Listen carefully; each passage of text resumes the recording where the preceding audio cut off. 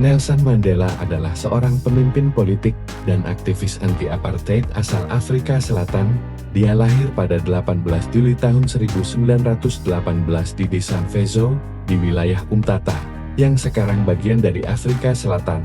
Mandela dikenal sebagai tokoh utama dalam perjuangan melawan sistem kebijakan rasial apartheid. Beberapa poin kunci mengenai Nelson Mandela.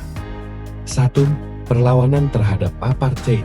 Mandela aktif dalam perlawanan terhadap kebijakan apartheid yang memisahkan ras di Afrika Selatan. Dia adalah anggota Pan-Africanist Congress dan kemudian menjadi bagian dari gerakan militan ANC-African National Congress. 2. Penahanan dan hukuman. Pada tahun 1962, Mandela ditangkap dan dijatuhi hukuman penjara seumur hidup karena kegiatan subversif dan sabotas. Dia dihukum karena berusaha meruntuhkan pemerintahan apartheid. 3. Penyatuan bangsa. Setelah 27 tahun di penjara, Mandela dibebaskan pada tahun 1990 sebagai bagian dari proses penyatuan nasional dan dihapusnya sistem apartheid. 4. Presiden Afrika Selatan.